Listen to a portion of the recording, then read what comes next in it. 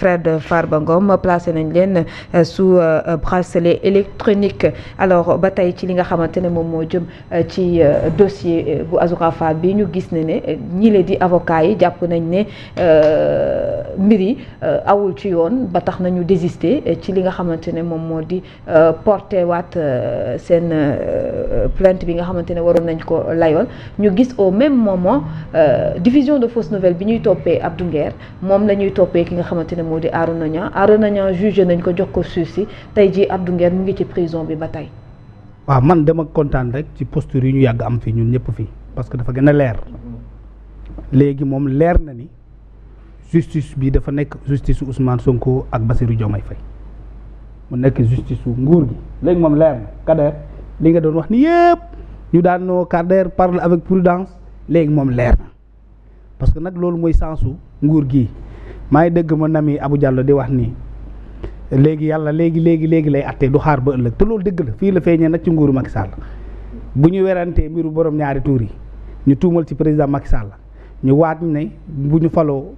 dinañu woote loi bi ñu yóbbul leen benn charte ñu ne ñoom dañ koy signer partiellement avec des réserves ñu falu gars yi ñëw fii ñu dugg ci benn bâtiment bi daanu ñu ñëw fii di ci wax ñu wax ak pincette yàlla def na ki nekkoon ci biir bâtiment bi di borom ñaari tuur génnal boppam waxal boppam ne maa ngi woon ci biir bâtiment bi maanaam yàlla léegi lay feeñal mbir léegi li dugaloon Azoura prison dugaloon fa Azoura nu mu tudd Arouna Niang dugal fa Abdou Nguer ba léegi ay leeralu suñu borom kese la yàlla du nit. léegi moom leer na. léegi leer na ne justice bi te dewul ñaxanaay léegi wane na ne justice bi justice kumba am ndey la ak kumba amul ndey. wane na ne justice bi am na benn bras bu nekk ci ginnaaw loxo ba nag xaw ma ban la xaw ma loxo kan la waaye loxo ba gudd na lool loxo boo xam ne dafay sëgg ay nit ne kii boo bokkee ci parti au pouvoir yow koy war la jox dara kenn warul la tëj waroo dem fanaani prison dañ lay defaral jugement léegi attee la léegi bàyyi la nga ñibbi léegi loolu mu leer la parce que Arouna Niang mais il faut que parfois ñu taxaw ci tuuti Arouna lu mu wax mooy li garaaw lu mu wax mooy lu dangereux lu mu wax mooy lu nit warul la wax ci ab réew. accusation yi dangereuse la mënoo nekk ci réew ak Covid 19 fu mu jaaralee réew mi nu dugg ci ni ñu ciy tëj 18h xaw ma 19h ñu ne da ngay dugg sa biir kër doo génn ku yoroon liggéey da ngay teel a wàcc sa waaye ñu def fi couvre-feu lu ne def nañ ko ci dëkk bi fii nit ñi di dee tous les jours ñu leen di tëj benn booy jóge fale accusé suñu ministère au ministère de souveraineté presque le ministère de la santé mu ak nu santé amee sérieux ci réew. ak nu mu amee risque ci en termes de gestion de cette branche du gouvernement yow ngay membre du PASTEF toog ni sawaay ministère boobu moo doon tey di jël mbas mi Covid 19 bi di ko mais di ko tas ci dëkk bi ñu convoqué ca loolu ñu ne la yow léegi dañu lay atte mais est-ce que ñun yàgg nañ fi waxu góor jigéen ñu wax leneen sujet état bi mosul réagir booy bu lu mu wax dafa rëy tellement ba ministère bi dafa def communiqué. pour leeral pour weddi ñu ne la léegi yow parce que yow yaa am yaay ju baax yaa bokk ci parti au pouvoir yow yaay waxal nguur gi yaa leen di plaider yaa leen di xeexal ci plateau yi yaay wone ne seen leader c'est un génie c'est un dieu de la politique il est le meilleur des Sénégalais parce que yow sa waajur dafa bokk ci nguur gi ba amoon ci ndombo tànk ñu bëri xamuñu ko nekkoon ci directeur ba récemment la démissionné parce que tout simplement toi tu es dans le système au cœur du système parmi les membres du système ñu ne la non yow dañ lay atte léegi bàyyi la nga ñibbi avec sursis 3 mois en plus nag 3 mois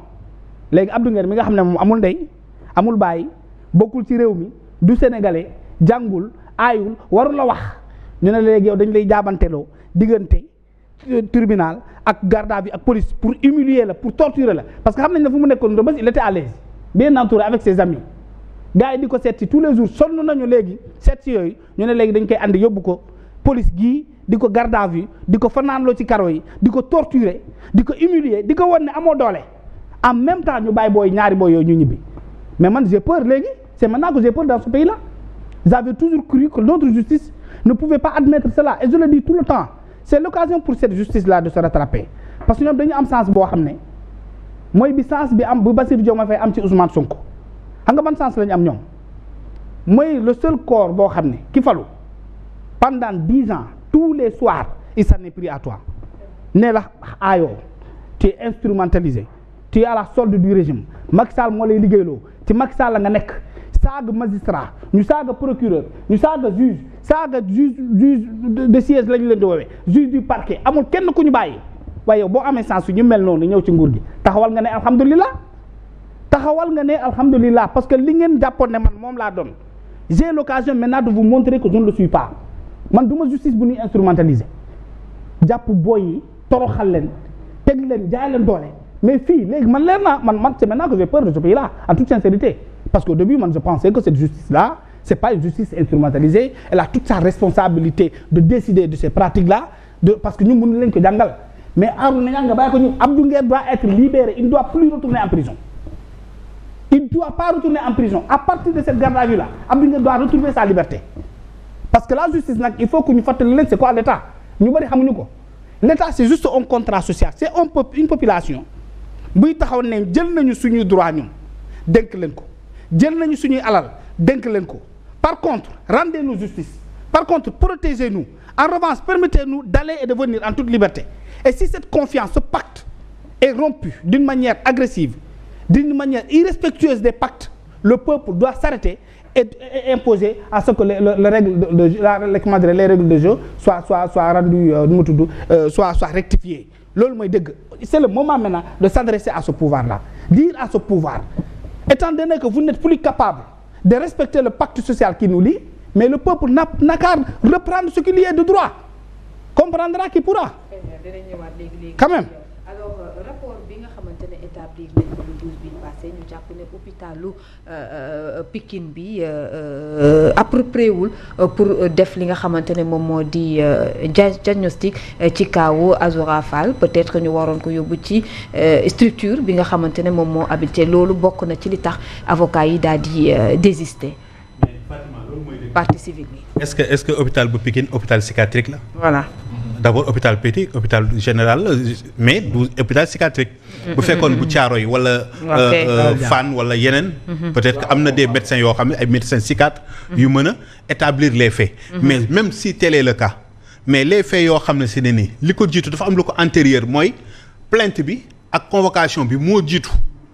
li nga xam ne si ne nii moom moo di attestation wu ni kii dafa am problème mu feebaru wu xel mais xel nangu ko. mënoo def commettre sa ay acte ba pare ëlbatiku daw dem wuti li nga xam ne moo di certificat de médical pour attester ni que yow moment bi ngay def les faits da nga feebar su fekkee faits yi moo antérieur daf fekkoon mu amoon ko bu yàgg ñu xamoon ni kii kat depuis telle année yàgg na y a 1 an 2 ans ci ginnaaw attesté nañ ni moom mi kat dafa am jafe-jafe xel que kat personne la boo xam ne c'est nii il est un peu nangam bu boobaa à partir de là bu faits yi ñëwee dañuy sukkandiku kat ci effectivement moment bi lii di am. fekkoon na diagnostiqué woon nañ ci moom am na jafe-jafe xel kon donc le procureur ou le juge da koy tenir en compte parce que faits ñoo antérieur mais rétroactivité bu ñëwee ñu ne non lii amoon na mais dañuy adopté wu léegi ci fait bu bees bi mënul nekk loolu warata mën a nekk waruñu sax c'est sans fondement pour man pour que ñu jël loolu nga xam ne si ni moom mooy attesté ne Azoura dafa am feebar xel pour dugal ko ci dossier bi. parce que à partir de loolu am na rek mooy manipulation am na nekkul nag lu bees ci biir Pastef Ousmane Sonko bi nga xam ne mooy seen njiit bi mu demee ci marche bi di dem di wuyu ji ci yoon ñu ne dañ ko sànni ab tooke boo xamante ne ni dañ ko bëggoon a rey mu dem tëdd fee ci clinique ba nee na dafa feebar daal di def cinéma boo xamante ne ni rey boppam rey baatam loofal boppam mel ni si kenn dañ ko def lu kenn mës a gis bandage yaramam toog clinique ba ñaata fan sol blouson nee na dañ ko sonti tooke jël nañ blouson bi yóbbu nañ ko à l'étranger ñu ngi koy diagnostiqué gis nañ ci moom benn xeetu tooke boo xam ne seen liñ ci jubloon mooy faat ba kanam Ousmane Sonko moom seen njiit moo njëkk ci loolu clinique ba mu nekkoon nekk complice ci loolu kon tey Azoura aussi les mêmes faits les mêmes pas de son leader la topp donc bu fekkee yow sa mentor ci nu mu tuddati ci manipulation lay dund mais yow aussi ci loolu rek nga mën a dund et puis ñoom ñëpp nag li ci gën a doy waar mooy ñu def association ànd sosle Azoura Fall ci ay autorités de la République kenn ku ci nekk ñi ay